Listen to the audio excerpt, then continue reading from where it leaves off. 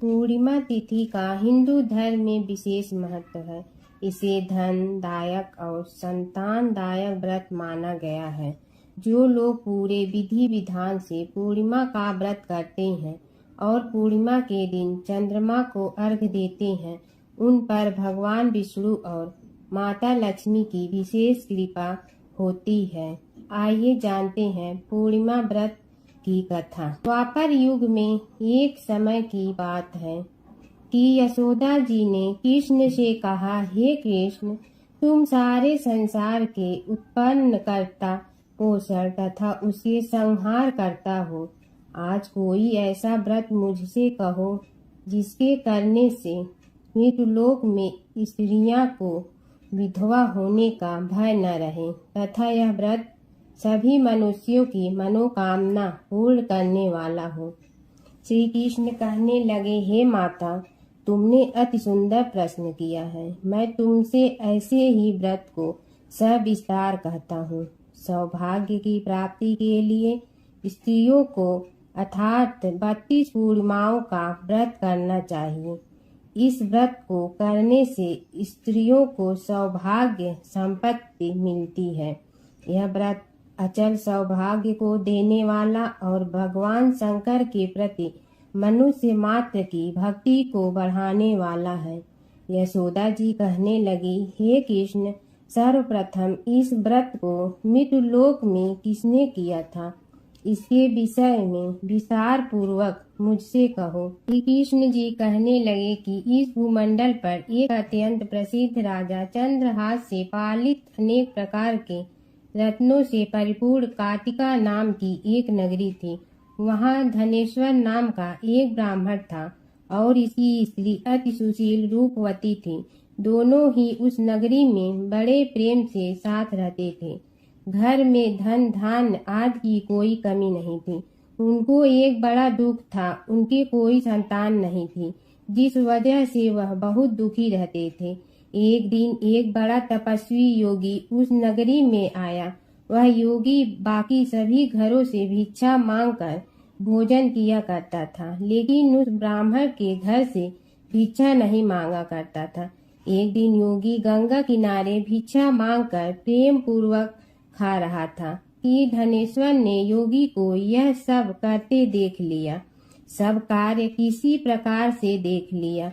अपनी भिक्षा अनादर से दुखी होकर धनेश्वर योगी से बोले, और सभी घरों से भिक्षा लेते हैं, परंतु मेरे घर की भिक्षा कभी भी नहीं लेते, इसका क्या कारण है? योगी कहने लगा कि आपके धर्म हमें इस बात की आज्ञा नहीं देता है, क्योंकि अभी आप गृहस्थ जीवन में एक सुख से वंचित हैं।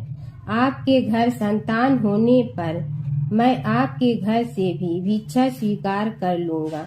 उन्होंने कहा कि जिसे संतान नहीं है उसके घर से भिक्षा लेने से मेरे भी पतित हो जाने का भय है। धनेश्वर यह सब बात सुनकर बहुत दुखी हुआ और हाथ जोड़कर योगी के पैरों पर गिर पड़ा तथा दुखी मन से कहने लगा कि आप मुझे संतान प्राप्ति के उपाय बताइए। आप सर्वज्ञ हैं, मुझ पर अवश्य ही यह कृपा कीजिए। धन की मेरे घर में कोई कमी नहीं है, लेकिन मैं संतान न होने के कारण अत्यंत दुखी हूँ। आप मेरे इस दुख का हरण कीजिए। यह सुनकर योगी कहने लगे, तुम चंडी की आराधना करो। घर पहुंचकर उन्होंने यह सारी बात अपनी पत्नी को बताई और खुद वन में चला गया। वन में पहुंचकर उसने चंडी की आराधना की और उपवास किया। चंडी ने 16 दिन उसको सपने में दर्शन दिए और कहा कि हे धनेश्वर, जा तेरे पुत्र होगा, लेकिन उसकी आयु सिर्फ 16 वर्ष होगी। 16 वर्ष की आयु में ही उसकी मृत्यु हो जाएगी। अगर तुम दोनों स्त्री और पुरुष 32 पूर्णिमाओं को व्रत करोगे तो यह दीर्घायु हो जाएगा। जितनी तुम्हारी सामर्थ्य हो उतने आंचे के दिए जलाकर शिव जी का पूजन करना, लेकिन पूर्णमासी 32 ही होनी चाहिए। सुबह होती ही तुम्हें इस स्थान के पास एक आम का पेड़ दिखाई देगा। उस पर चढ़कर एक फल तोड़कर अपने घर चले जाना। अपनी स्त्री का इस बारे में बताना। सुबह स्नान होने के बाद वह स्वच्छ होकर शंकर जी का ध्यान करके उस फल को खा ले। तब शंकर भगवान की कृपा से उसको गर्भ हो जाएगा। जब ब्राह्मण सुबह उठा तो उसे उस स्थान पर आम का पेड़ दिखाई दिया और वह उससे फल तोड़ने के चढ़ा, लेकिन वह पेड़ पर चढ़ नहीं पा रहा था। यह देखकर उसे बड़ी चिंता हुई। उसने भगवान गणेश की उपासना की और कहा, हे दयानिधि, अपने भक्तों के विघ्नों का नाश करके उनके मंगल कार्य को करने वाले, दुष्ट का नाश करने वाले, रिद्धि सिद्धि देने वाले, आप मुझे इतना बल दे कि मैं अपनी मनोकामना पूरी कर सकूं। इसके बाद वह पेड़ से फल तोड़कर अपनी पत्नी के पास पहुंचा। उसकी पत्नी ने अपने पति के कहे अनुसार इस फल को खा लिया और वह गर्भवती हो गई।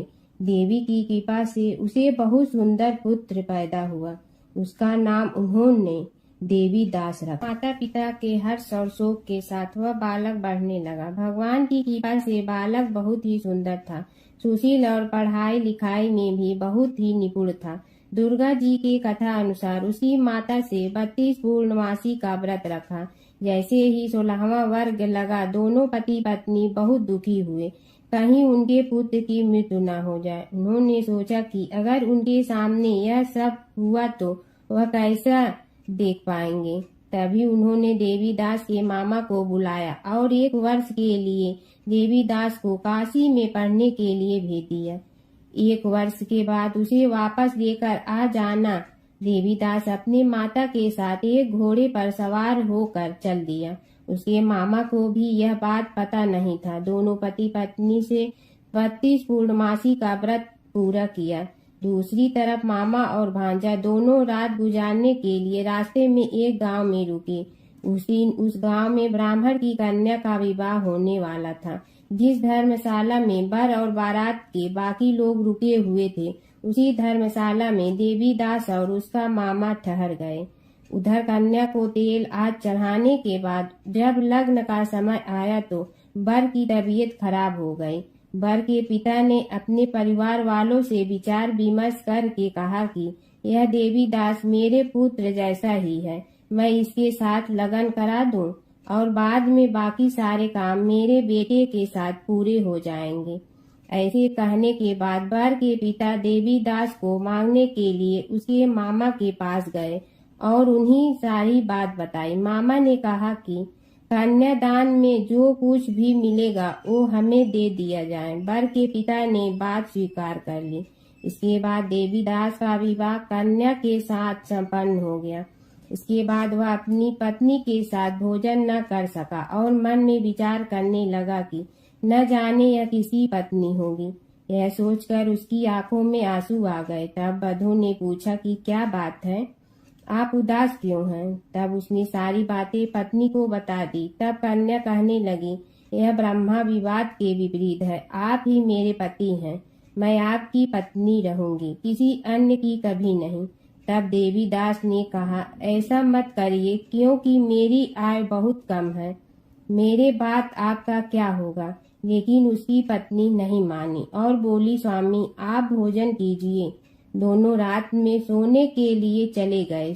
सुबह देवीदास ने पत्नी को 4 नगों से जड़ी एक अंगूठी दी और एक रुमाल दिया और बोला कि हे प्रिय, इसे लो और संकेत समझकर स्थिर चित्त हो जाओ। मेरे मरण और जीवन जानने के लिए एक पुष्प वाटिका बना लो, उसमें सुगंधित वाली एक नव मल्लिका लगा लो, उसको प्रतिदिन जल से सींचा करे और आनंद के साथ खेलो कूदो। जिस समय और जिस दिन मेरा प्राणांत होगा उस दिन यह फूल सूख जाएंगे। जब यह फिर से हरे हो जाए तो जान लेना मैं जीवित हूँ। यह समझाकर वह वहां से चला गया। इसके बाद वह जब वर और बाकी बाराती मंडप में आए तो कन्या ने उसे देखकर कहा कि ये मेरे पति नहीं है, मेरे पति वह हैं जिनके साथ रात में विवाद हुआ है, इसके साथ मेरा विवाह नहीं हुआ है। अगर यह वही है तो यह बताए कि मैंने इसके क्या दिए हैं। साथ ही कन्यादान के समय को आभूषण मिले उन्हें दिखाए।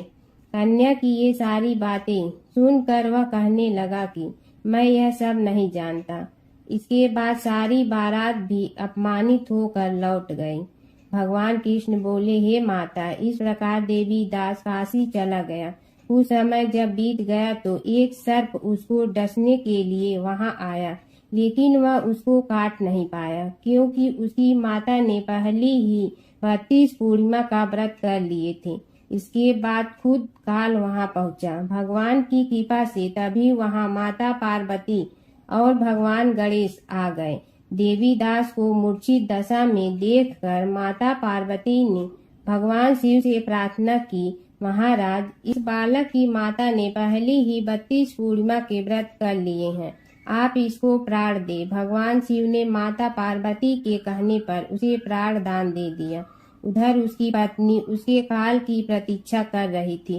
उसकी पत्नी ने जाकर देखा कि पुष्प और पात्र दोनों ही नहीं है तो उसको बहुत आश्चर्य हुआ, और जब उसने देखा कि पुष्प वाटिका फिर से हरी हो गई तो वह समझ गई कि उसका पति जिंदा हो गया है।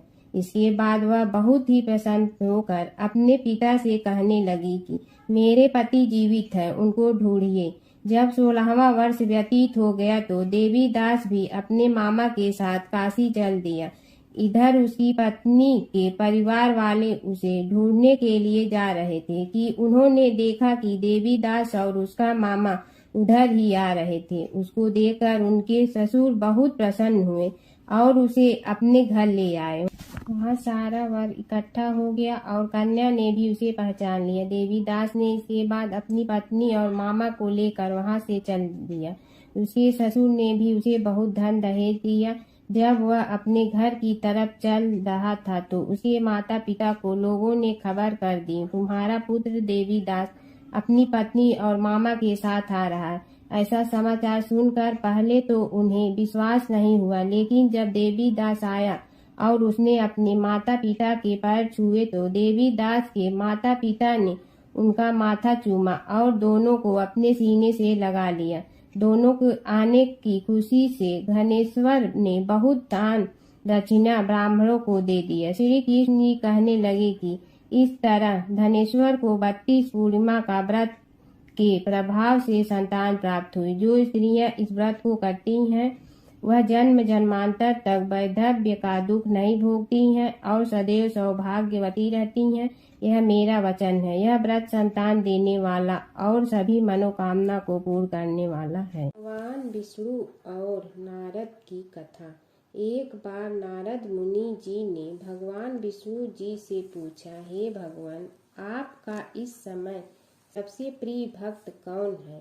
अब विष्णु तो भगवान हैं, सो झट से समझ गए अपने भक्त नारद मुनि की बात और मुस्कुरा कर बोले, मेरा सबसे प्रिय भक्त उस गांव का एक किसान है। यह सुनकर नारद मुनि जी थोड़ा निराश हुए और फिर से एक प्रश्न किया, हे भगवान, आपका बड़ा भक्त तो मैं हूँ, तो फिर सबसे प्रिय क्यों नहीं?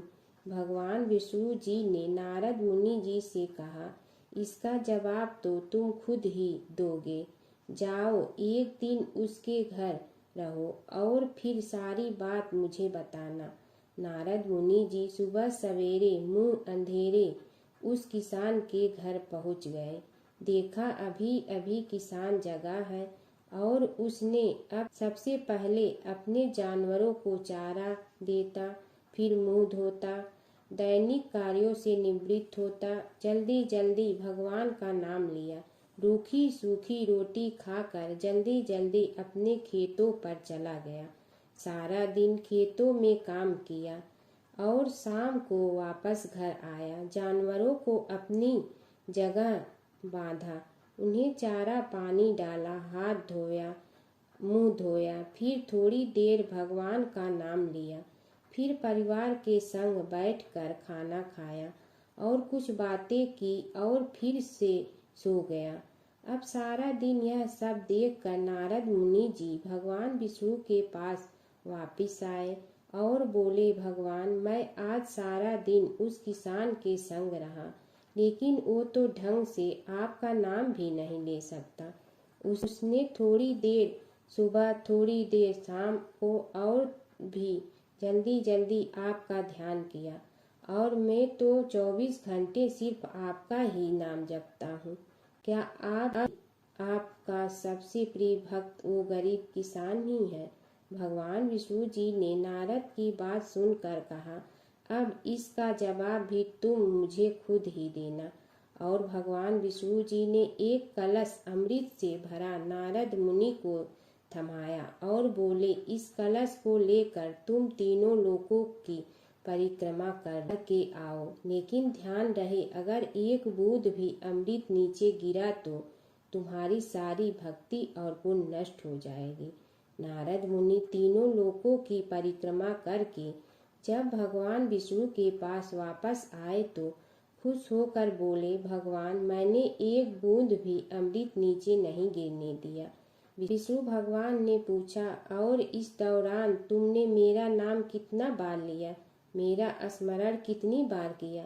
तो नारद बोले, अरे भगवान जी, मेरा तो सारा ध्यान इस अमृत पर था, फिर आपका ध्यान कैसे करता? भगवान विष्णु ने कहा, हे नारद, देखो उस किसान को, वो अपना कर्म करते हुए भी नियमित रूप से मेरा स्मरण करता है, क्योंकि जो अपना कर्म करते हुए भी मेरा जाप करे वो ही मेरा सबसे प्रिय भक्त है। तुम तो सारे दिन खाली बैठे ही जप करते हो, और जब तुम्हें कर्म दिया तो मेरे लिए तुम्हारे पास समय ही नहीं था। तो नारद मुनि सब समझ गए और भगवान के चरण पकड़ कर बोले, हे भगवान, आपने मेरा अहंकार तोड़ दिया, आप धन्य हैं। एक समय की बात है कि विष्णु भगवान का विवाह लक्ष्मी जी के साथ निश्चित हो गया। विवाह की तैयारी होने लगी। सभी देवताओं को निमंत्रण भेजे गए, परंतु गणेश जी को निमंत्रण नहीं दिया। कारण जो भी रहा हो, अब भगवान विष्णु की बारात जाने का समय आ गया। सभी देवता अपनी पत्नियों के साथ विवाह समारोह में आए। उन सब ने देखा कि गणेश जी कहीं दिखाई नहीं दे रहे हैं। तब वे आपस में चर्चा करने लगे कि क्या गणेश जी को कोई न्योता नहीं दिया है, या स्वयं गणेश जी ही नहीं आए हैं। सभी को इस बात पर आश्चर्य होने लगा। तभी सब ने विचार किया कि विष्णु भगवान से ही इसका कारण पूछा जाए। विष्णु भगवान से पूछने पर उन्होंने कहा कि हमने गणेश जी के पिता भोलेनाथ महादेव को न्योता भेजा है। यदि गणेश जी अपने पिता के साथ आना चाहते हैं तो आ जाते, अलग से न्योता देने की कोई आवश्यकता भी नहीं थी। दूसरी बात यह है कि उनको 1.25 मन मूंग, 1.25 मन चावल, 1.25 मन घी और 1.25 मन लड्डू का भोजन दिन भर में चाहिए। यदि गणेश जी नहीं आएंगे तो कोई बात नहीं, दूसरे के घर जाकर इतना सारा खाना पीना अच्छा भी नहीं लगता। इतनी वार्ता कर ही रहे थे कि किसी एक ने सुझाव दिया, यदि गणेश जी आ भी जाए तो उनके द्वारपाल बनाकर बैठा देंगे कि आप घर की याद रखना। आप तो चूहे पर बैठकर धीरे धीरे चलोगे तो बारात से बहुत पीछे रह जाओगे। यह सुझाव भी सबको पसंद आ गया, तो विष्णु भगवान ने भी अपनी सहमति दे दी। होना क्या था कि इतने में गणेश जी वहां आ पहुंचे और उन्हें समझा बुझा कर घर की रखवाली करने बैठा दिया गया। बारात चल रही थी, तब नारद जी ने देखा कि गणेश जी तो दरवाजे पर ही बैठे हुए हैं। तो वे गणेश जी के पास गए और रुकने का कारण पूछा। गणेश जी कहने लगे कि विष्णु भगवान ने मेरा बहुत अपमान किया है। नारद जी ने कहने लगे कि अपनी मूसक देना को आगे भेज दे तो वह रास्ता खोद देगी, जिससे उनके वाहन धरती में धंस जाएंगे। तब आपको सम्मान पूर्वक बुलाना पड़ेगा। अब तो गणेश जी ने अपनी मूसक सेना जल्दी से आगे भेज दी और सेना ने जमीन पोली कर दी। जब बारात वहां से निकली तो रथों के पहिए धरती में धंस गए। लाख कोशिश करे परंतु पहिए नहीं निकले। सभी ने अपने अपने उपाय किए, परंतु पहिए तो नहीं निकले, बल्कि जगह जगह से टूट गए। किसी की समझ में नहीं आ रहा था कि अब क्या किया जाए। तब तो नारद जी ने कहा, आप लोगों ने गणेश जी का अपमान करके अच्छा नहीं किया। यदि उन्हें मना कर लाया जाए तो आपका कार्य सिद्ध हो सकता है और यह संकट टल सकता है। शंकर भगवान ने अपने दूत नंदी को भेजा और वे गणेश जी को लेकर आए। गणेश जी का आदर सम्मान के साथ पूजन किया। तब कहीं रथ के पहिए निकले। अब रथ के पहिए निकल के परंतु टूट गए तो उन्हें सुधारे गए। पास के खेत में खाती काम कर रहा था, उसे बुलाया गया। खाती अपना कार्य करने के पहले श्री गणेशाय नमः कहकर गणेश जी की वंदना मन ही मन करने लगा। देखते ही देखते खाती ने सभी पहियों को ठीक कर दिया। तब खाती कहने लगा कि हे देवताओं, आपने सर्वप्रथम गणेश जी को नहीं मनाया होगा और न ही उनकी पूजन की होगी, इसीलिए तो आपके साथ यह संकट आया है। हम तो मूर्ख अज्ञानी हैं, फिर भी पहले गणेश जी को पूजते हैं, उनका ध्यान करते हैं। आप लोग तो देवतागण हैं, फिर भी आप गणेश जी को कैसे भूल गए? अब आप लोग भगवान श्री गणेश जी की जय बोल कर जाएं तो आपके सब काम बन जाएंगे और संकट कट जाएंगे। ऐसा कहते हुए बारात वहां से चल दी और विष्णु भगवान को लक्ष्मी जी के साथ विवाह संपन्न करा के सभी सकुशल घर लौट आए। हे गणेश जी महाराज, आपने विष्णु को जैसे कारज सारियो ऐसे कारज सबको सिद्ध कर जो। बोलो गजानन भगवान की जय। एक गांव में एक बुढ़िया माई रहती थी। उसके 2 बेटे तथा बहू भी थे। बुढ़िया माई भगवान श्री हरि विष्णु की परम भक्त थी। अपना जीवन दान धर्म पुण्य कार्य कर्मों में लगाती थी, परंतु बुढ़िया माई कभी भी मंदिर और सत्संग में व तीर्थ स्थानों पर नहीं जाती थी। एक बार गांव में भागवत कथा हो रही थी। बेटे ने कहा, माँ, आप सारा दिन घर में रहती हैं, आप मंदिर में भागवत कथा सुनने क्यों नहीं जाती? बुढ़िया माई ने बेटे का मन रखने के लिए कह दिया कि आज जाऊंगी, परंतु नहीं गई। ऐसा करते करते 6 दिन निकल गए। बुढ़िया माई के बेटे ने कहा, माँ, आज अंतिम दिन है, आज तो कथा सुनने आपको जाना ही पड़ेगा। सारा दिन घर का काम करके बुढ़िया माई ने जाते जाते इतनी देर कर दी कि अंतिम दिन की भागवत कथा भी समाप्त हो गई। भगवान श्री हरि विष्णु सन्यासी का रूप धारण करके बुढ़िया माई के पास आए और बोले, बुढ़िया माई, तुम कहाँ जा रही हो? बुढ़िया माई ने कहा, मैं भागवत कथा सुनने जा रही हूँ। तब सन्यासी रूपधारी भगवान श्री हरि विष्णु ने कहा, अब इतनी देर से क्यों जा रही हो? वहाँ तो अब कथा समाप्त हो गई है, अब वहाँ जाकर क्या करोगी? बुढ़िया माई ने कहा, अब घर से निकली हूँ तो जाकर ही रहूंगी। सब सन्यासी रूपधारी भगवान श्री हरि विष्णु ने कहा कि अब कथा समाप्त हो गई, भक्त लोग भी अपने अपने घर चले गए, अब तुम वहाँ से क्या लाओगी? तो बुढ़िया माई बोली, कुछ नहीं तो मैं वहाँ से एक ईंट ही उठा लाऊंगी। तो सन्यासी रूपधारी भगवान श्री हरि विष्णु बोले, तुम वहाँ से मिट्टी की ईंट लाओगी, उसके बदले में मैं तुम्हें एक सोने की ईंट देता हूँ।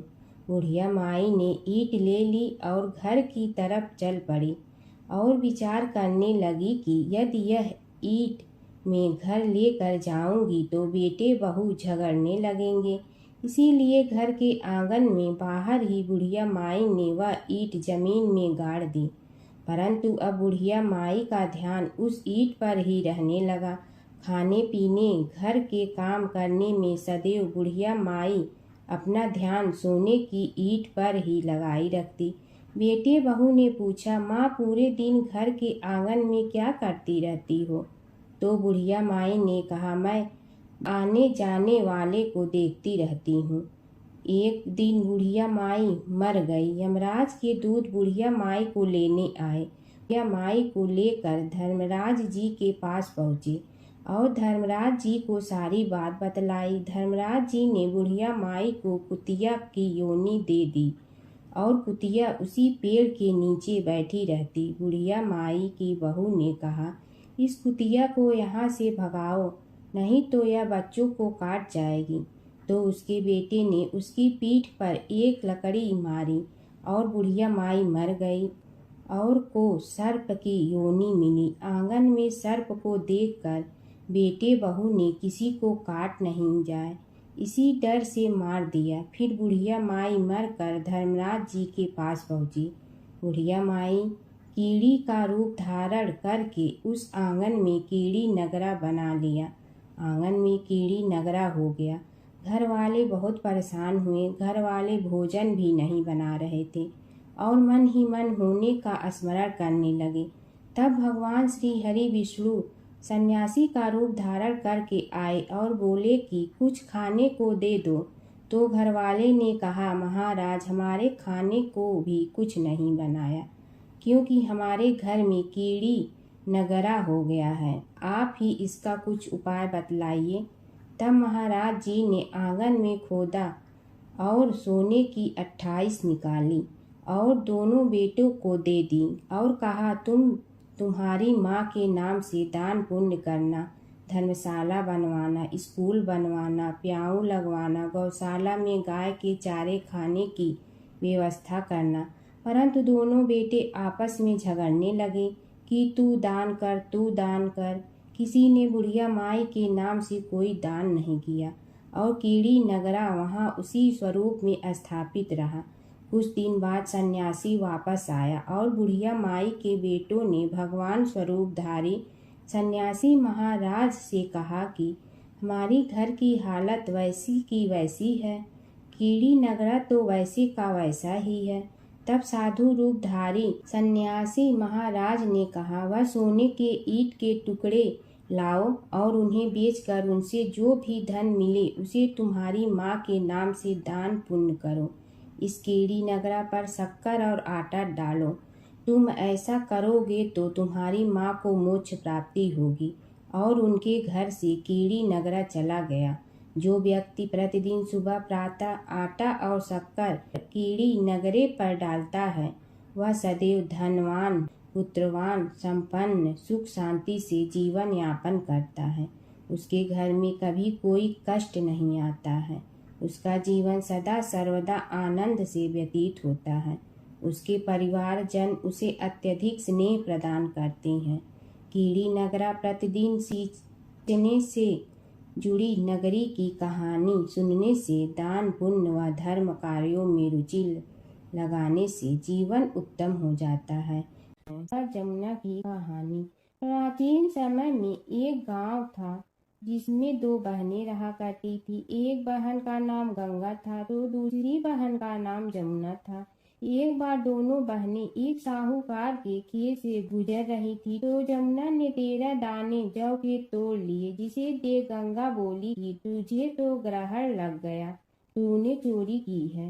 इस पर जमुना बोली कि अब मेरा ग्रहण कैसे धुलेगा। गंगा ने कहा कि तुझे 12 साल तक साहूकार के यहाँ नौकरी करनी पड़ेगी, तभी तेरा पाप धुलेगा और ग्रहण से मुक्ति मिलेगी। जमुना साहूकार के यहाँ नौकरी के लिए जाती है और अपने लिए काम मांगती है। साहूकार उसे काम पर रख लेता है, लेकिन काम करने से पहले जमुना उसे कहती है कि मैं सारे काम करूंगी लेकिन 4 काम नहीं करूंगी। जूठे बर्तन नहीं मांजूंगी, झाड़ू नहीं लगाऊंगी, बिस्तर नहीं बिछाऊंगी और दिया नहीं जलाऊंगी। 12 साल के बाद कुंभ का मेला लगा तो साहूकारनी भी कुंभ नहाने जाने लगी। जमुना ने उसे जाते देख कहा कि कुंभ के मेले में मेरी बहन गंगा मिलेगी तो उसे यह सोने का टक्का दे देना, इससे वह अपने हाथों में सुंदर चूड़ियां पहन लेगी। साहूकारनी ने कुंभ के मेले में गंगा को वह सोने का टका दे दिया। गंगा ने उनसे वह टका लेते हुए कहा कि मेरी बहन को कहना कि उसके 12 वर्ष पूरे हो गए हैं, अब वह वहां वापिस आ जा। साहूकार व साहूकारनी वापिस घर आए तब जमुना मटके में पानी भर रही थी। दोनों जमुना से बोले कि हमने सोने का वह टका तेरी बहन गंगा को दे दिया था और उसने कहा है कि तेरे 12 वर्ष पूरे हो गए हैं, इसलिए अब तुम वापिस जाओ। यह समाचार सुनते ही जमुना सहस्त्र धारा में बदल गई और बहने लगी। जमुना जी का यह रूप देखकर साहूकार और साहूकारनी परेशान हो गई थी। हमारे घर में जमुना माता ने काम किया, हमें तो अब ग्रहण लग गया है, हम यह ग्रहण कैसे उतारेंगे। जमुना भागकर गंगा माता के पास चली गई। गंगा ने जमुना से पूछा कि तुम साहूकारनी से कुछ कहकर आई हो या ऐसे ही बिना बताए आ गई। तब जमुना बोली कि मैं तो कुछ भी बताकर नहीं आई हूँ। गंगा ने कहा कि जा उन्हें धीरज दे आ, नहीं तो उन्हें जीवन भर असंतोष ही रहेगा। गंगा के कहने पर जमुना माता ने साहूकारनी को सपने में दर्शन दिए और कहा कि तुम दोनों उल्टे माथे क्यों पड़े हो, जाओ उठकर खाओ पियो। तब दोनों बोले कि हम कैसे उठे, हमें तो ग्रहण लगा है, क्योंकि हमने उल्टे सीधे और पता नहीं कितने नीच कार्य आपसे कराए हैं। तब जमुना जी बोली कि तुम्हें ग्रहण नहीं लगा है, ग्रहण तो मुझे लगा था कि मैंने तुम्हारे खेत से 13 दाने जौ के चुराए थे। मैं तो अपना ग्रहण उतारने तुम्हारे घर आई थी। मेरा ग्रहण तुम्हारे घर में 12 वर्ष तक रहने से उतर गया है और मेरी मुक्ति हो गई है। जमुना जी ने कहा कि तुम्हें कोई ग्रहण नहीं लगा है, उल्टे मेरे 12 वर्ष तक यहाँ रहने से तुम्हारी भी मुक्ति हो गई है। यह कहकर जमुना जी स्वप्न से चली गई। दोनों उठकर देखते हैं कि उनके घर में पहले से भी अधिक धन हो गया है। हे जमुना माता, जैसे आपने साहूकार व साहूकारनी की मुक्ति कराई, वैसे ही आप अपने सभी भक्तों की करना।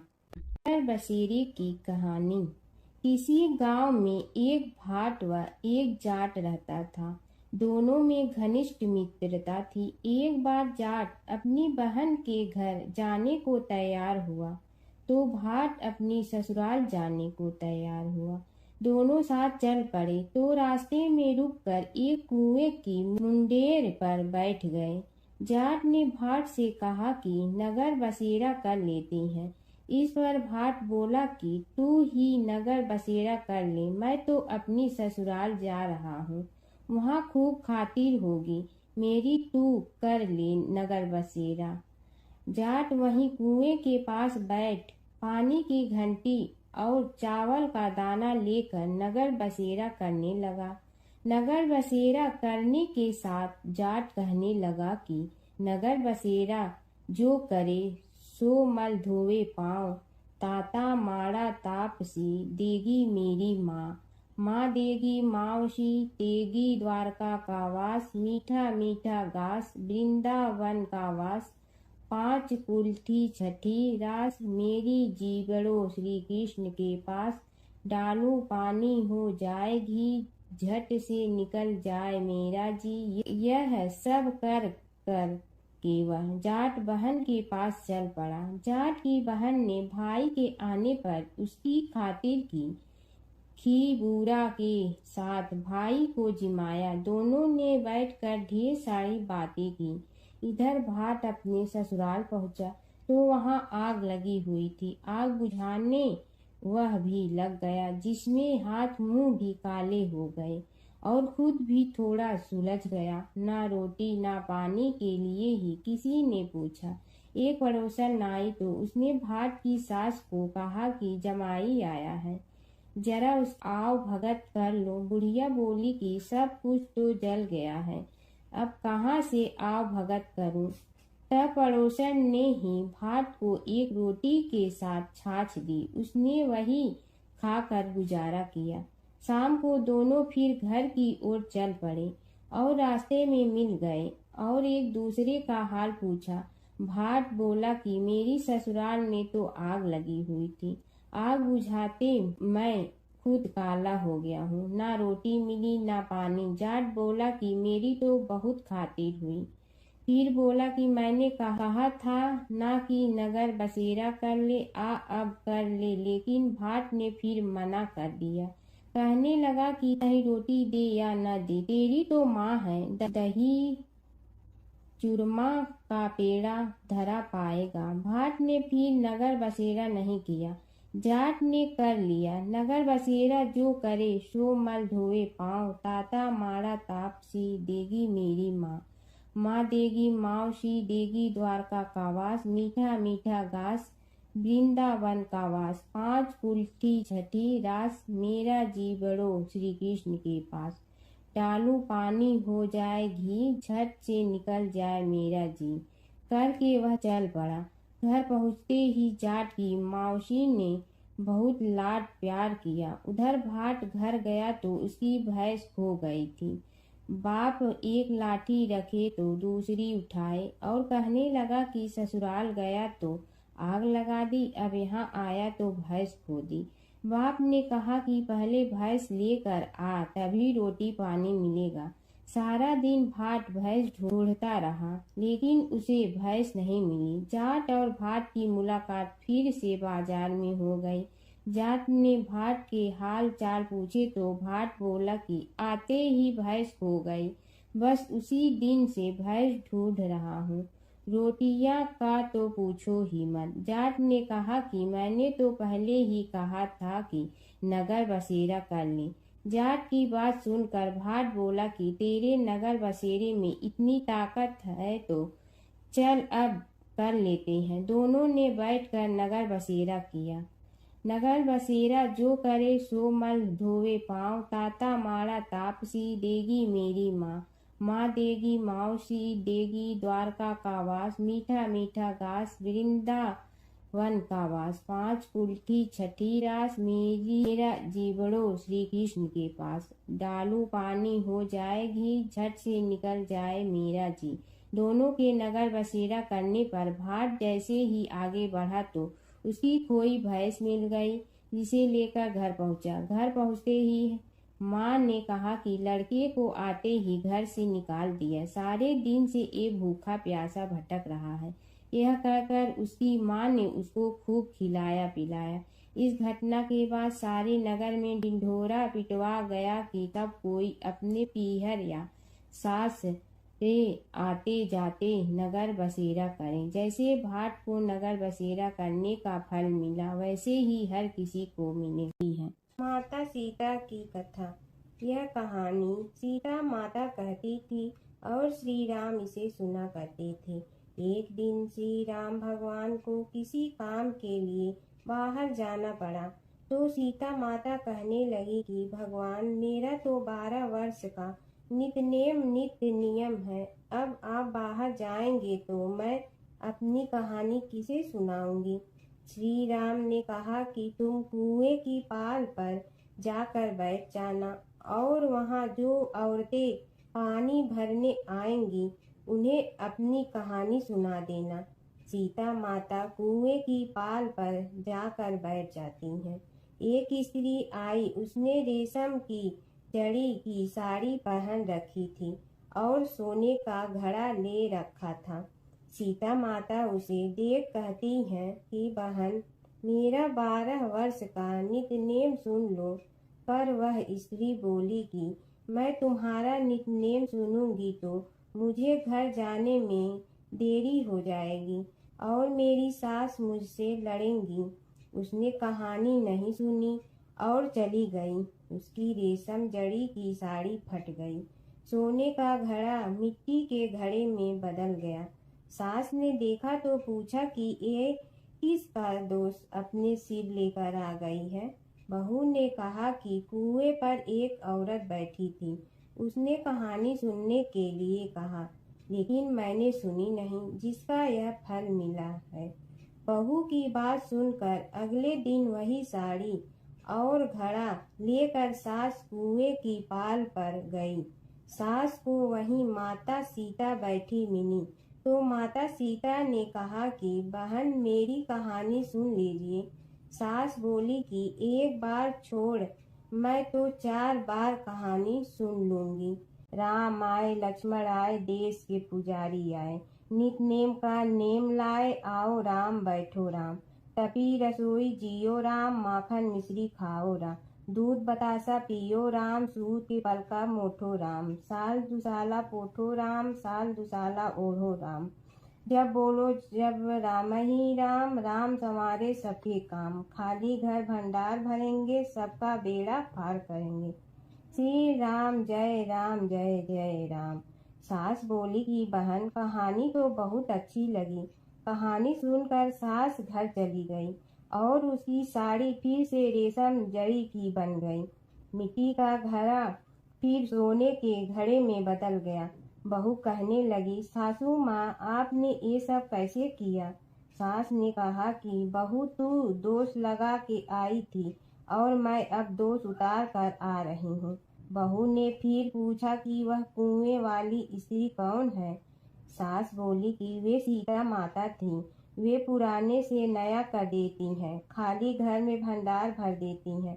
वह लक्ष्मी जी का वास घर में कर देती हैं। आदमी की जो भी इच्छा हो उसे पूरा कर देती हैं। बहू बोली कि ऐसी कहानी मुझे भी सुना दो। सास बोली कि ठीक है तुम भी सुनो, और सास ने कहानी शुरू की।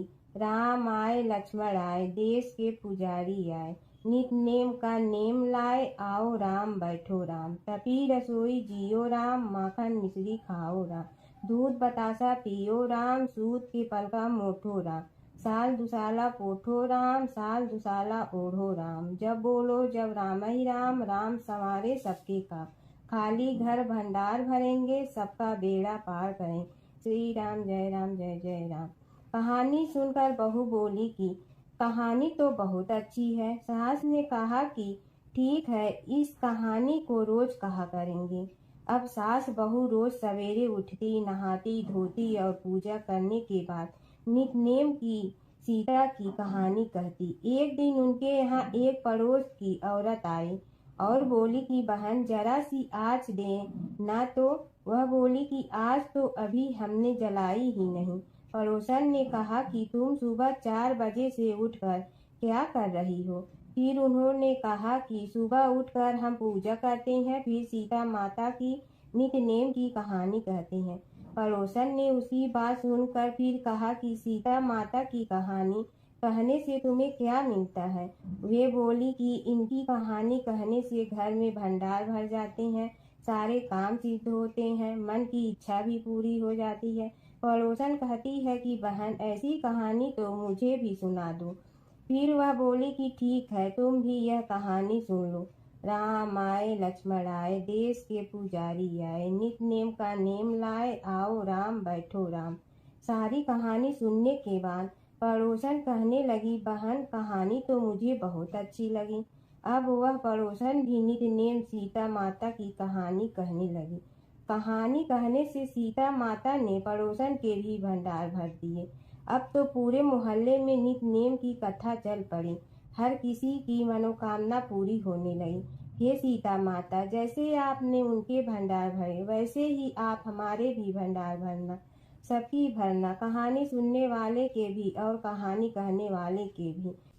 प्राचीन काल की बात है। नैमिषारण्य क्षेत्र में ऋषि महर्षि और साधु संतों का समाज जुड़ा था। उसमें श्री सूत जी भी विद्यमान थे। शौनक जी ने उनकी सेवा में उपस्थित होकर निवेदन किया कि हे अज्ञान रूप घोर तिमिर को नष्ट करने में करोड़ों सूर्यों के समान प्रकाशमान श्री सूत जी हमारे कानों के लिए अमृत के समान जीवन प्रदान करने वाले कथा तत्व का वर्णन कीजिए। हे सूत जी, हमारे हृदयों में ज्ञान के प्रकाश की वृद्धि तथा भक्ति, वैराग्य और विवेक की उत्पत्ति जिस कथा से हो सकती हो वह हमारे प्रति कहने की कृपा कीजिए। शौनक जी की जिज्ञासा से सूत जी बड़े प्रसन्न हुए। पुरातन इतिहासों के स्मरण से उनका शरीर पुलकायमान हो रहा था। वे कुछ देर उसी स्थिति में विराजमान रहकर कुछ विचार करते रहे और अंत में बोले, शौनक जी, इस विषय में आपके चित्त में बड़ी जिज्ञासा है।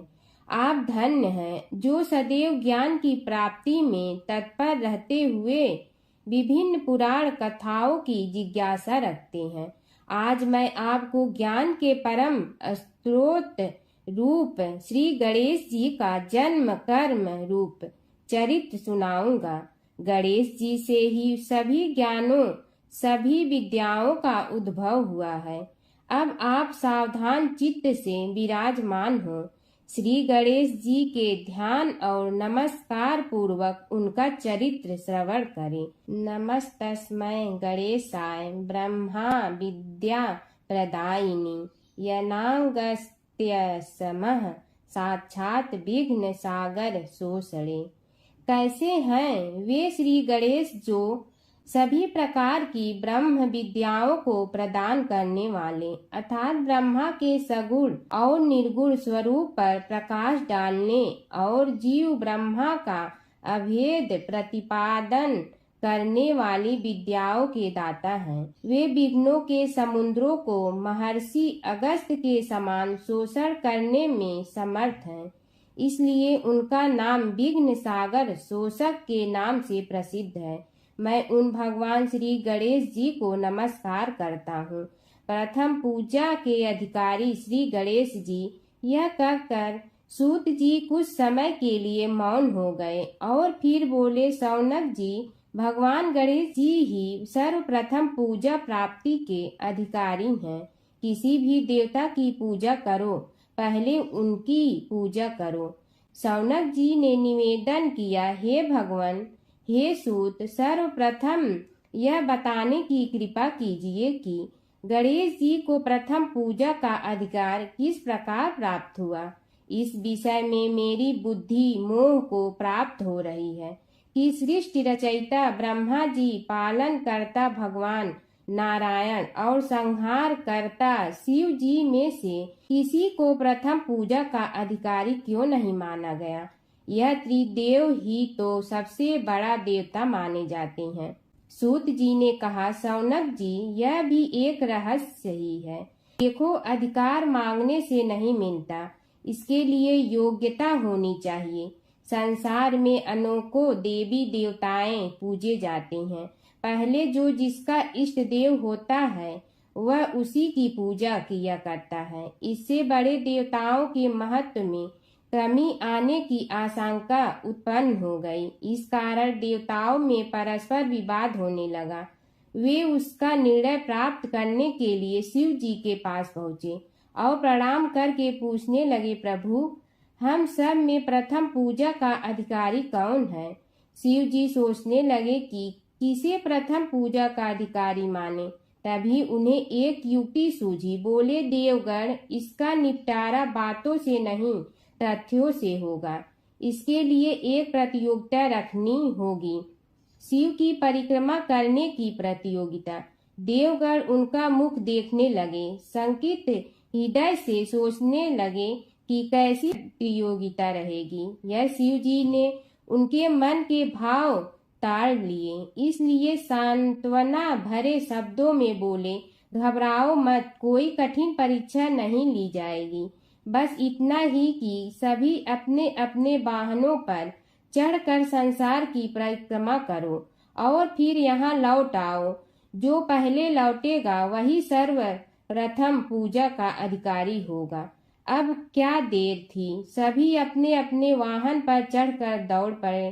किसी का वाहन गजराज था तो किसी का सिंह, किसी का भैंसा तो किसी का मृग, किसी का हंस तो किसी का उल्लू, किसी का अश्व तो किसी का श्वान। अभिप्राय यह है कि वाहनों को विविधता के दर्शन उस समय जितने भले प्रकार से हो सकते थे उतने अन्य समय में नहीं।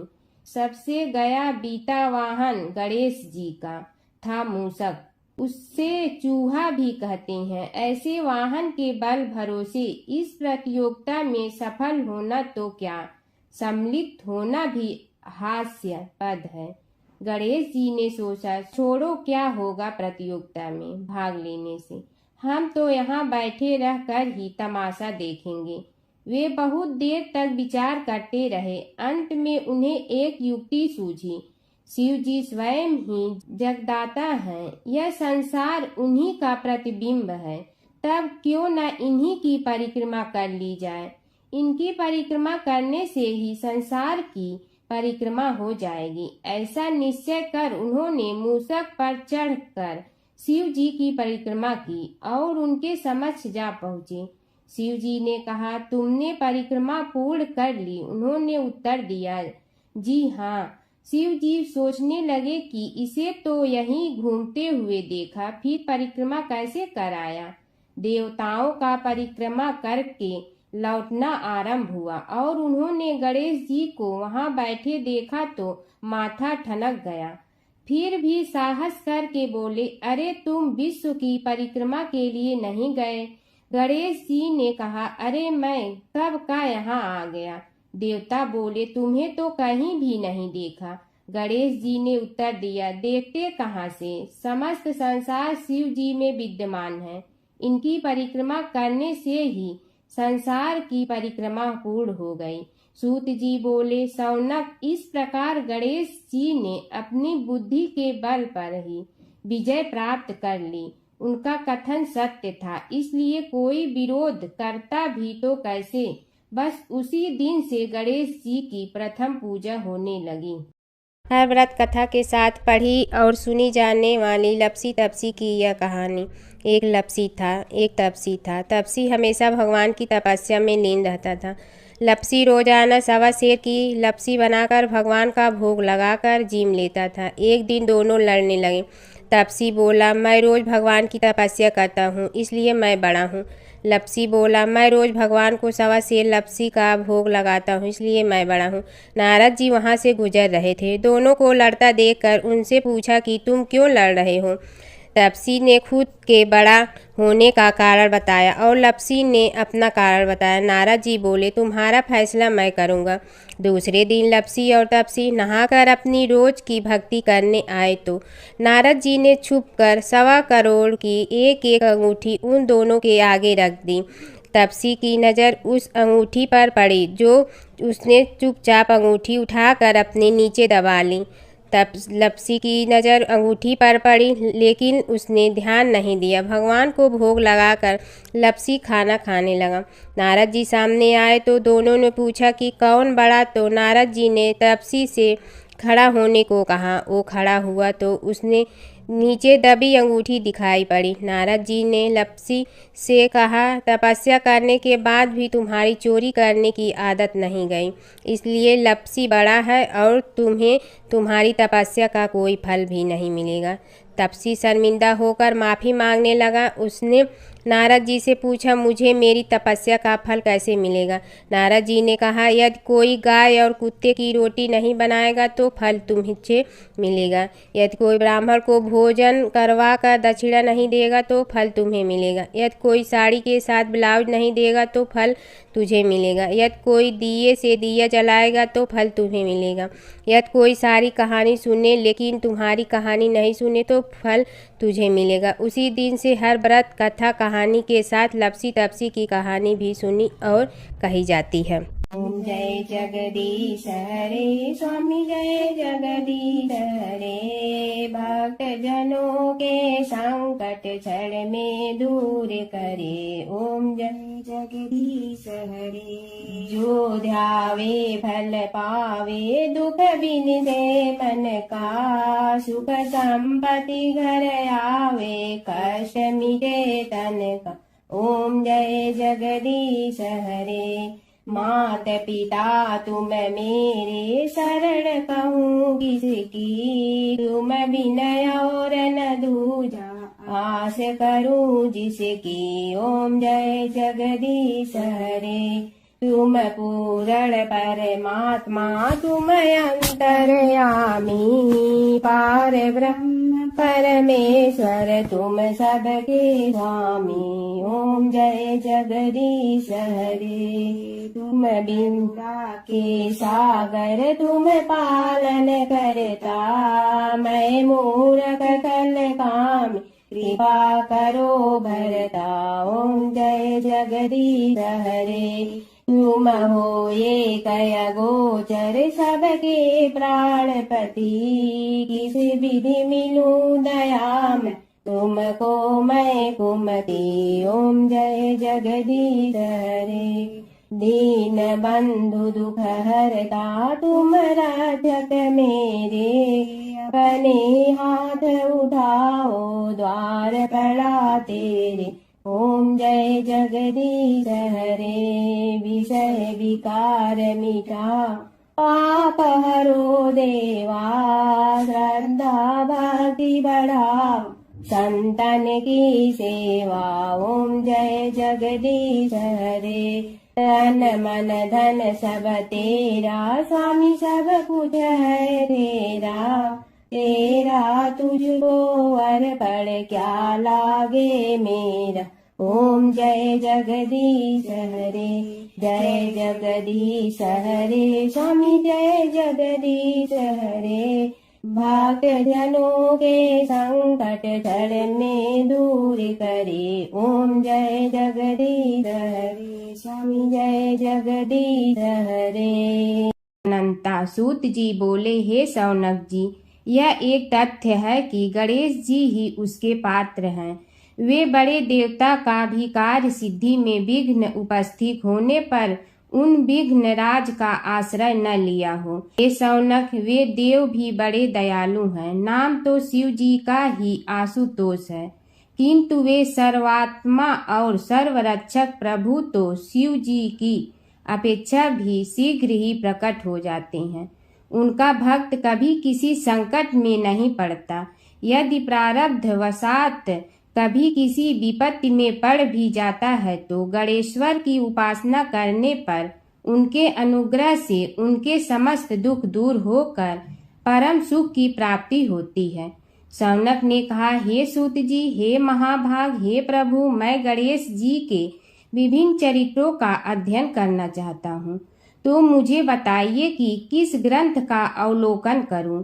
हे दयामय, आपको तो उनके समस्त चरित्र विदित है कि यदि आप ही उन्हें सुनाने की कृपा करें तो मेरा अत्यधिक उपकार होगा। सूत जी बोले, हे शौनक भगवान, गणेश्वर के इतने चरित्र हैं कि उन सब का कथन इस जीवा से संभव नहीं, क्योंकि प्रभु अनंत, प्रभु चरित्र अनंता वाली बात समस्त विद्वान ऋषि मुनि कहते हैं। फिर भी गणेश जी प्रथम पूजा के अधिकारी होने के कारण समस्त देव चरित्रों में जुड़े हुए हैं, इसलिए उनका प्रभाव भी सर्वाधिक व्यापक है। हे मुने, हे शौनक, वे भगवान सर्व समर्थ हैं। वे सभी का तिरस्कार करने में समर्थ हैं, किंतु उनका तिरस्कार कोई भी नहीं कर सकता। यह त्रिलोक्य उन्हीं भगवान के संकेत पर नित्य करता है। इसकी समस्त क्रियाएं उन्हीं की इच्छा पर आश्रित हैं। हे शौनक भगवान गणेश्वर स्वयं कहते हैं, शिवे विष्णु च शक्तौ च सूर्ये मयि निराधिप यो भेद बुद्धि योगः स सम्य योगो मतो मम। हे नरेश्वर, हे वरेण्य, शिव, विष्णु, शक्ति, सूर्य और मुझ गणेश में जो अभेद बुद्धि योग है, मेरे मत में वही सम्यक योग है। इससे यह भी सिद्ध है कि समस्त देवता उन्हीं के स्वरूप हैं।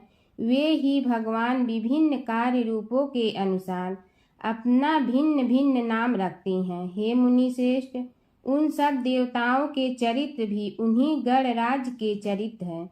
यद्यपि सब चरित्र एक ही ग्रंथ में मिलने में संभव नहीं है, फिर भी गणेश्वर के अनेकों प्रमुख चरित्रों का वर्णन गणेश पुराण में हुआ है। राजा सोमकांत का वृत्तांत कथन। शौनक जी ने पूछा, हे प्रभु, गणेश पुराण का आरंभ किस प्रकार हुआ, यह मुझे बताने की कृपा करे। इस पर सूत जी ने कहने लगे, हे शौनक, यद्यपि गणेश पुराण है तो बहुत प्राचीन, क्योंकि भगवान गणेश्वर तो आदि हैं। न जाने कब से गणेश जी अपने उपासकों पर कृपा करते चले आ रहे हैं। उनके अनंत चरित्र हैं, जिनका संग्रह एक महापुराण का रूप ले सकता है। उसे एक बार भगवान नारायण ने नारद जी को और भगवान ने शंकर और जगन जननी पार्वती जी को सुनाया था। बाद में वही पुराण संक्षेप रूप में ब्रह्मा जी ने महर्षि वेद व्यास को सुनाया और फिर व्यास जी ने महर्षि भृगु को सुनाया। भृगु ने कृपा करके सौराष्ट्र के एक राजा सोमकांत को सुनाया था। तब से वह पुराण अनेक कथाओं में विस्तृत होता रहा और अनेक कथाओं से रहित होता हुआ अनेक रूप में प्रचलित है। शौनक जी ने पूछा, भगवान आप यह बताने का कष्ट करें कि राजा सोमकांत कौन था। उसने महर्षि से गणेश पुराण का श्रवण कहाँ किया था, उस पुराण के श्रवण से उसे क्या क्या उपलब्धियां हुई।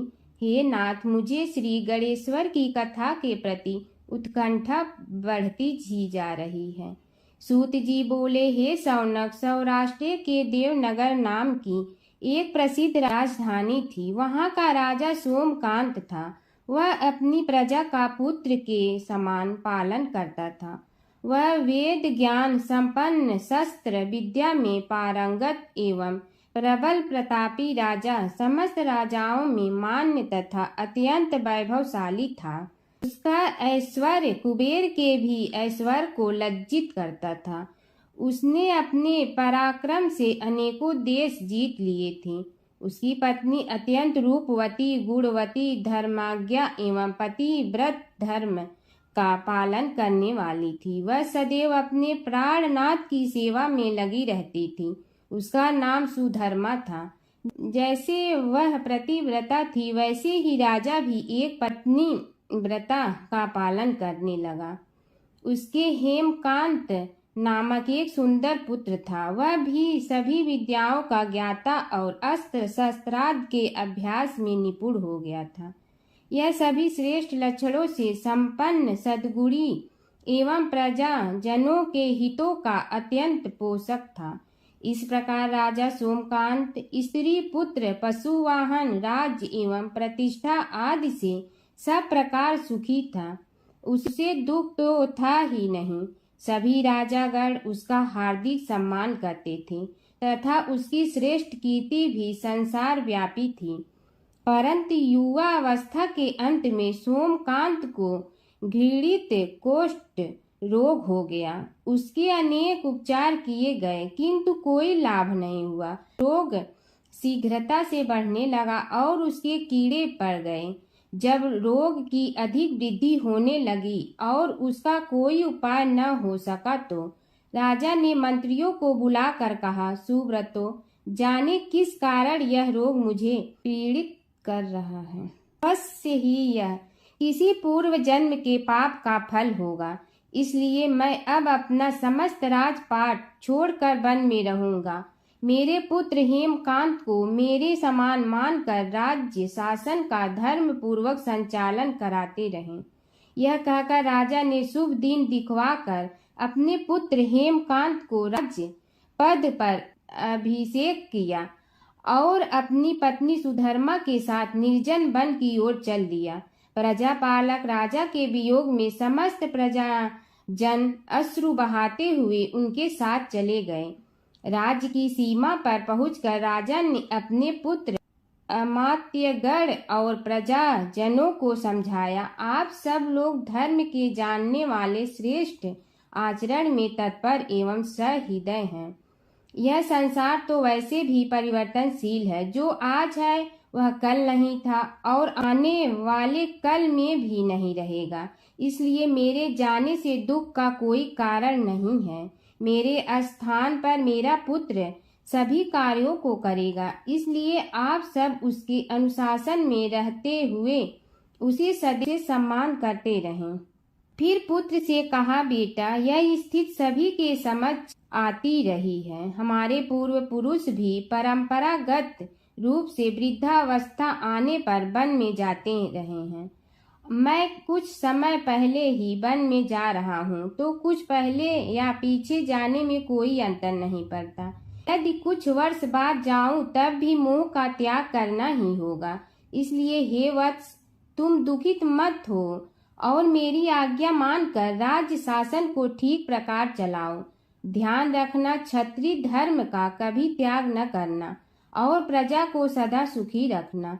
इस प्रकार राजा सोमकांत ने सभी को समझा बुझाकर वहां से वापस लौट आया और स्वयं अपनी पतिव्रता भार्या के साथ वन में प्रवेश किया। पुत्र हेमकांत के आग्रह से उसने सुबल और ज्ञान गम्य नामक 2 आत्माओं को भी साथ ले लिया। उन सब ने एक समतल एवं सुंदर स्थान देखकर वहां विश्राम किया। तभी उन्हें एक मुनि कुमार दिखाई दिया। राजा ने उससे पूछा, तुम कौन हो, कहाँ रहते हो? यदि उचित समझो तो मुझे बताओ। मुनि बालक ने कोमल बाड़ी में कहा, मैं महर्षि भृगु का पुत्र हूँ। मेरा नाम च्यवन है। हमारा आश्रम निकट में ही है। अब आप भी अपना परिचय दीजिए। राजा ने कहा, मुनि कुमार, आपका परिचय पाकर मुझे बड़ी प्रसन्नता हुई। मैं सौराष्ट्र के देवनगर नामक राज्य का अधिपति रहा हूँ। अब अपने पुत्र को राज्य देकर मैंने अरण्य की शरण ली है। मुझे कुष्ठ रोग अत्यंत पीड़ित किए हुए हैं। उसकी निवृत्ति का कोई उपाय करने वाला हो तो कृपा कर मुझे बताइए। मुनि कुमार ने कहा, मैं अपने पिताजी से अपना वृतांत कहता हूँ, फिर वे जैसा कहेंगे आपको बताऊंगा। यह कहकर मुनि बालक चला गया और कुछ देर में ही आकर बोला, राजन, मैंने आपका वृतांत अपने पिताजी को बताया। उनकी आज्ञा हुई है कि आप सब मेरे साथ आश्रम में चलकर उनसे भेंट करें, तभी आपके रोग के विषय में भी विचार किया जाएगा। राजा सोमकांत के पूर्व जन्म का वृत्तांत भृगु द्वारा वर्णन। राजा अपनी पत्नी और अमात्यों के सहित च्यवन के साथ साथ भृगु आश्रम में जा पहुंचा और उन्हें प्रणाम कर बोला, हे भगवान, हे महर्षि, मैं आपकी शरण हूँ। आप मुझ कुष्ठी पर कृपा कीजिए। महर्षि बोले, राजन, यह तुम्हारे किसी पूर्व जन्म कृत पाप का ही उदय हो गया है। इसका उपाय मैं विचार करके बताऊंगा। आज तो तुम सब स्नान आज से निवृत्त होकर रात्रि विश्राम करो। महर्षि की आज्ञा अनुसार सबने स्नान, भोजन आदि के उपरांत रात्रि व्यतीत की और प्रातः काल स्नान आदि नित्य कर्मों से निवृत्त होकर महर्षि की सेवा में उपस्थित हुए। महर्षि ने कहा, राजन, मैंने तुम्हारे पूर्व जन्म का वृतांत जान लिया हूँ और यह भी विदित कर लिया है कि किस पाप के फल से तुम्हें इस रोग की प्राप्ति हुई है। यदि तुम चाहो तो उसे सुना दूं। राजा ने हाथ जोड़कर निवेदन किया, बड़ी कृपा होगी मुनिनाथ, मैं उसे सुनने के लिए उत्कंठित हूँ। महर्षि ने कहा, तुम पूर्व जन्म में एक धनवान वैश्य के लाडले पुत्र थे। वह वैश्य विंध्याचल के निकट कौलहार नामक ग्राम में निवास करता था। उसकी पत्नी का नाम सुलोचना था। तुम उसी वैश्य दंपत के पुत्र हुए। तुम्हारा नाम कामद था। तुम्हारा लालन पालन बड़े लाड चाव से हुआ। उन्होंने तुम्हारा विवाह एक अत्यंत सुंदरी वैश्य कन्या से कर दिया था, जिसका नाम कुटुम्बिनी था। यद्यप तुम्हारी भार्या सुशीला थी और तुम्हें सदैव धर्म में निरत देखना चाहती थी, किंतु तुम्हारा स्वभाव वासनांध होने के कारण दिन प्रतिदिन उज्जवल होता जा रहा था। किंतु माता पिता भी धार्मिक थे, इसलिए उनके सामने तुम्हारी उज्ज्वलता दबी रही। परंतु माता पिता की मृत्यु के बाद तुम निरंकुश हो गए और अपनी पत्नी की बात भी नहीं मानते थे। तुम्हें अनाचार में प्रवृत्त देखकर उसे दुख होता था, तो भी उसका कुछ बस न चलता था। तुम्हारी उन्मत्तता चरम सीमा पर थी। अपनों से भी द्वेष और क्रूरता का व्यवहार किया करते थे। हत्या आदि कराते थे। तुम्हारे लिए सामान्य बात हो गई। पीड़ित व्यक्तियों ने तुम्हारे विरुद्ध राजा से पुकार की। अभियोग चला और तुम्हें राज्य की सीमा से भी बाहर चले जाने का आदेश हुआ। तब तुम घर छोड़कर किसी निर्जन वन में रहने लगे। उस समय तुम्हारा कार्य लोगों को लूटना और हत्या करना ही रह गया। एक दिन माध्याह्न काल था। गुणवर्धक नामक एक विद्वान ब्राह्मण उधर से निकला। बेचारा अपनी पत्नी को लिवाने के लिए ससुराल जा रहा था। तुमने उस ब्राह्मण युवक को पकड़कर लूट लिया। प्रतिरोध करने पर उसे मारने लगे तो वह चित्कार करने लगा, मुझे मत मार, मत मार, देख मेरा दूसरा विवाह हुआ है, मैं पत्नी को लेने के लिए जा रहा हूँ। किंतु तुम तो क्रोधवश में ऐसे लीन हो रहे थे कि तुमने उसकी बात सुनकर भी नहीं सुनी। जब उसे मारने लगे तो उसने श्राप दे दिया, अरे हत्यारे, मेरी हत्या के पाप से तो सहस्त्र कल्प तक घोर नरक भोगोगे। तुमने उसकी कोई चिंता न की और सिर काट लिया। राजन, तुमने ऐसी ऐसी एक नहीं बल्कि अनेक निरीह हत्याएं की थी, जिनकी गणना करना भी पाप है। इस प्रकार इस जन्म में तुमने घोर पाप कर्म किए थे, किंतु बुढ़ापा आने पर जब अशक्त हो गए तब तुम्हारे साथ जो क्रूर कर्मा थे वे भी किनारा कर गए। उन्होंने सोच लिया कि अब तो इसे खिलाना भी पड़ेगा, इसलिए मरने दो यहीं। अमोघ प्रभाव गणेश उपासना का कथन। राजन, अब तुम निरालंब थे, चल फिर तो सकते ही नहीं थे। भूख से पीड़ित रहने के कारण रोगों ने भी घेर लिया। उधर से जो कोई निकलता तुम्हें घृणा की दृष्टि से देखता हुआ चला जाता। तब तुम आहार की खोज में बड़ी कठिनाई से चलते हुए एक जीर्ण शीर्ण देवालय में पहुंचा। उसमें भगवान गणेश्वर की प्रतिमा विद्यमान थी। तब न जाने किस पुण्य के उदय होने से तुम्हारे मन में गणेश जी के प्रति भक्ति भाव जागृत हुआ। तुम निराहार रहकर उनकी उपासना करने लगे। उससे तुम्हें सब कुछ मिला और रोग भी कम हुआ। राजन, तुमने अपने साथियों की दृष्टि बचाकर बहुत सा धन एक स्थान पर गाड़ दिया था। अब तुमने उस धन को उसे देवालय के जीर्णोद्धार में लगाने का निश्चय किया। शिल्पी बुलाकर उस मंदिर को सुंदर और भव्य बनवा दिया। इस कारण कुख्याति सुख्याति में बदलने लगी। फिर यथा समय तुम्हारी मृत्यु हुई। यमदूतों ने पकड़कर तुम्हें यमराज के समक्ष उपस्थित किया। यमराज तुमसे बोले, जीव, तुमने पाप और पुण्य दोनों ही किए हैं और दोनों का ही भोग तुम्हें भोगना है, किंतु पहले पाप का फल भोगना चाहते हो पुण्य का। इसके उत्तर में तुमने प्रथम अपने पुण्य कर्मों के भोग की इच्छा प्रकट की और इसीलिए उन्होंने तुम्हें राजकुल में जन्म लेने के लिए भेज दिया। पूर्व जन्म में तुमने भगवान गणाध्यक्ष का सुंदर एवं भव्य मंदिर बनवाया था, इसलिए तुम्हें सुंदर देह की प्राप्ति हुई। यह कहकर महर्षि भृगु कुछ रुके। उन्होंने देखा कि राजा को इस वृतांत पर शंका हो रही है। तभी महर्षि के शरीर में असंख्य विकराल पक्षी उत्पन्न होकर राजा की ओर झपटे।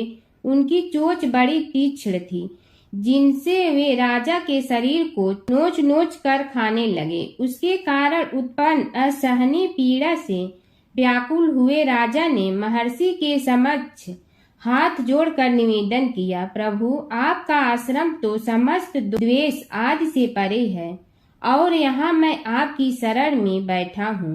तब यह पक्षी मुझे आकर ही क्यों पीड़ित कर रहे हैं? हे मुनिनाथ, इनसे मेरी रक्षा कीजिए। महर्षि ने राजा के अंतर्वचन सुनकर सांत्वना देते हुए कहा, राजन, तुमने मेरे वचनों में शंका की थी और जो मुझ सत्यवादी के कथन में शंका करते हैं उसे खाने के लिए मेरे शरीर से इसी प्रकार पक्षी प्रकट हो जाते हैं, जो कि मेरे हुंकार करने पर भस्म हो जाया करते हैं। यह कर महर्षि ने हुंकार की और तभी वे समस्त पक्षी भस्म हो गए। राजा श्रद्धावनत होकर उनके समक्ष अश्रुपात करता हुआ बोला, प्रभु, अब आप पाप से मुक्त होने का उपाय कीजिए। महर्षि ने कुछ विचार कर कहा, राजन, तुम पर भगवान गणेश्वर की कृपा सहज रूप से है और वे ही प्रभु तुम्हारे पापों को भी दूर करने में समर्थ हैं। इसलिए तुम उनके पाप नाशक चरित्रों का श्रवण करो। गणेश पुराण में उनके चरित्रों का भले प्रकार वर्णन हुआ है। अतएव तुम श्रद्धा भक्ति पूर्वक उसी को सुनने में चित्त लगाओ। राजा ने प्रार्थना की, महामुनि, मैंने गणेश पुराण का नाम भी आज तक नहीं सुना, तो उनके सुनने का सौभाग्य कैसे प्राप्त कर सकूंगा।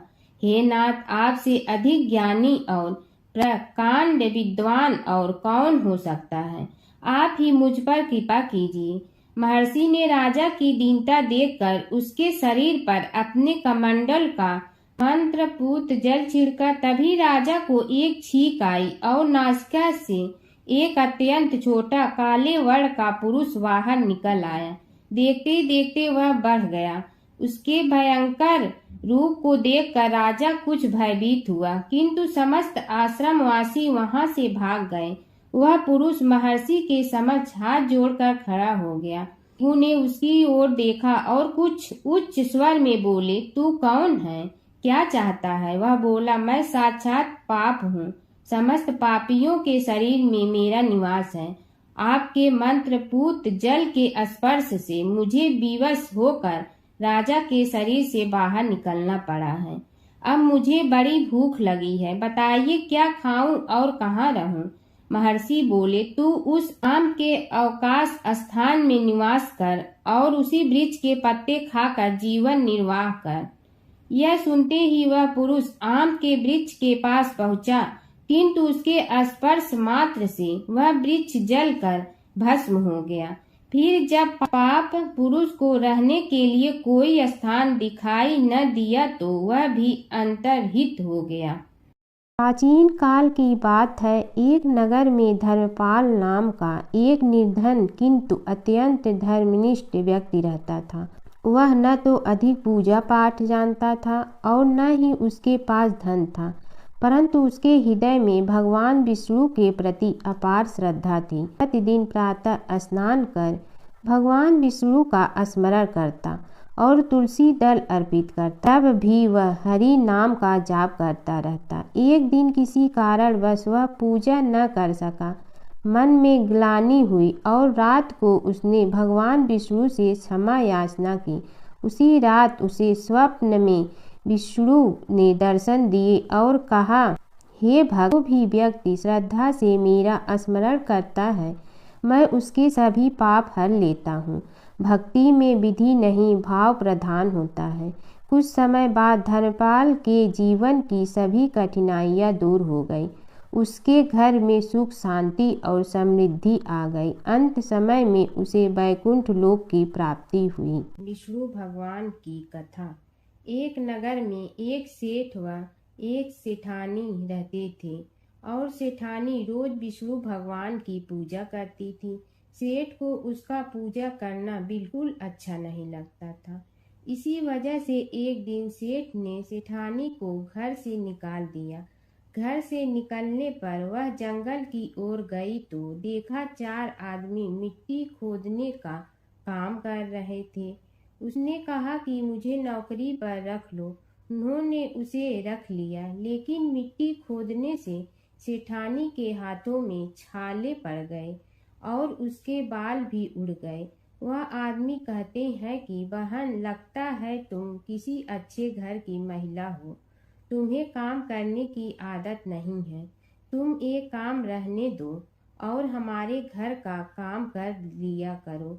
वह चारों आदमी उसे अपने साथ घर ले गए और वह 4 मुट्ठी अनाज लाते और सभी बांट कर खा लेते। एक दिन सेठानी ने कहा कि कल से 8 मुट्ठी अनाज लाना। अगले दिन वह 8 मुट्ठी अनाज लाए और सेठानी पड़ोसन से आग मांग लाई। उसने भोजन बनाया, विष्णु भगवान को भोग लगाया, फिर सभी को खाने को दिया। सारे भाई बोले कि बहन, आज तो भोजन बहुत स्वादिष्ट बना है। सेठानी ने कहा कि भगवान का जूठा है तो स्वाद तो होगा ही। सेठानी के जाने के बाद सेठ भूखा रहने लगा और आस पड़ोस के सारे लोग कहने लगे कि ये तो सेठानी के भाग्य से खाता था। एक दिन सेठ अपनी सेठानी को ढूंढने चल पड़ा। उसने ढूंढते हुए वह भी उस जंगल में पहुंच गया जहां वह चारों आदमी मिट्टी खोद रहे थे। सेठ ने उन्हें देखा तो कहा कि भाई मुझे भी काम पर रख लो। उन आदमियों ने उसे काम पर रख लिया, लेकिन मिट्टी खोदने से उसके भी हाथों में छाले पड़ गए और बाल उड़ने लगे। उसकी यह हालत देख चारों बोले कि तुम्हें काम की आदत नहीं है, तुम हमारे साथ चलो और हमारे घर में रह लो। सेठ उन चारों आदमियों के साथ उनके घर चला गया और जाते ही उसने सेठानी को पहचान लिया, लेकिन सेठानी घूंघट में थी तो सेठ को देख नहीं पाई। सेठानी ने सभी के लिए भोजन तैयार किया और हर रोज की भांति विष्णु भगवान को भोग लगाया। उसने उन चारों भाइयों को भोजन परोस दिया, लेकिन जैसे ही वह सेठ को भोजन देने लगी तो विष्णु भगवान ने उसका हाथ पकड़ लिया। भाई बोले कि बहन, ये तुम क्या कर रही हो? वह बोली, मैं कुछ नहीं कर रही हूँ, मेरा हाथ तो विष्णु भगवान ने पकड़ लिया है। भाई बोले, हमें भी विष्णु भगवान के दर्शन कराओ। उसने भगवान से प्रार्थना की तो विष्णु जी प्रकट हो गए। सभी ने दर्शन किए। सेठ ने सेठानी से क्षमा मांगी और सेठानी को साथ चलने को कहा। भाइयों ने अपनी बहन को बहुत सा धन देकर विदा किया। जब सेठानी के साथ सेठ भी भगवान विष्णु की पूजा करने लगा और उनके परिणाम से उनका घर अन्न धन से भर गया। हर व्रत कथा के साथ पढ़ी और सुनी जाने वाली लपसी तपसी की यह कहानी।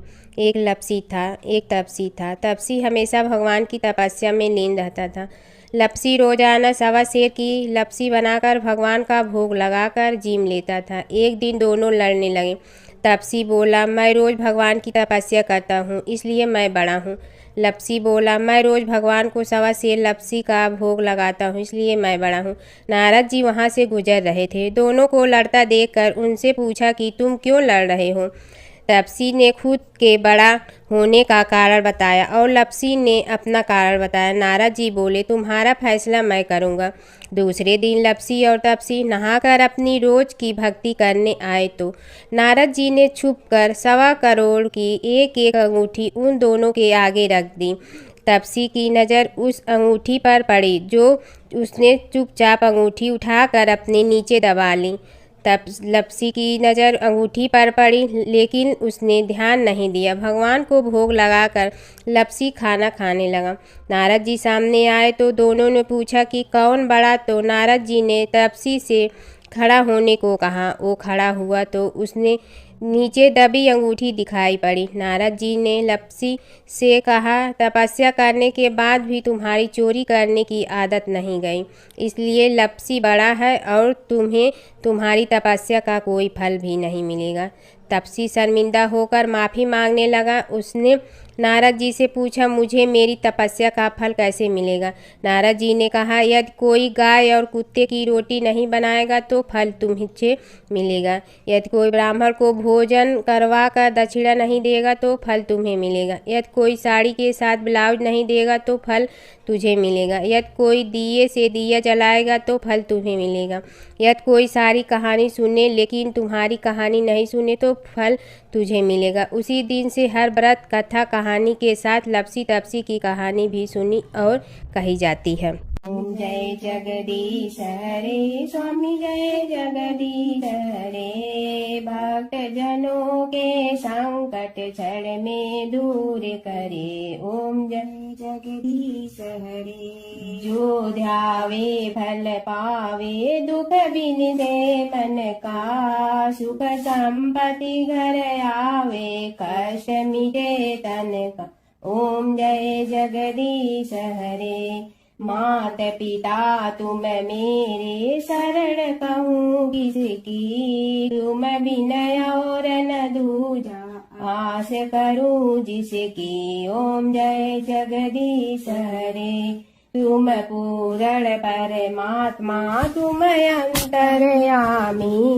पार ब्रह्म परमेश्वर, तुम सबके स्वामी। ओम जय जगदीश हरे। तुम बिंदा के सागर, तुम पालन करता। मैं मूरख कल काम, कृपा करो भरता। ओम जय जगदीश हरे। तुम हो ये कय गोचर सबके प्राणपति।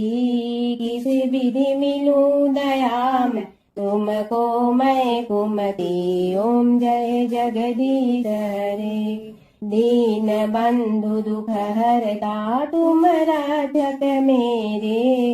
अपने हाथ उठाओ द्वार पड़ा तेरे। ओम जय जगदीश हरे। विषय विकार मिटा पाप हरो देवा। श्रद्धा भक्ति बढ़ाओ संतन की सेवा। ओम जय जगदीश हरे। तन मन धन सब तेरा स्वामी सब कुछ है तेरा। तेरा तुझको अर्पण क्या लागे मेरा। ओम जय जगदीश हरे। जय जगदीश हरे। स्वामी जय जगदीश हरे। भक्त जनों के संकट क्षण में दूर करे। ओम जय जगदीश हरे। स्वामी जय जगदीश हरे।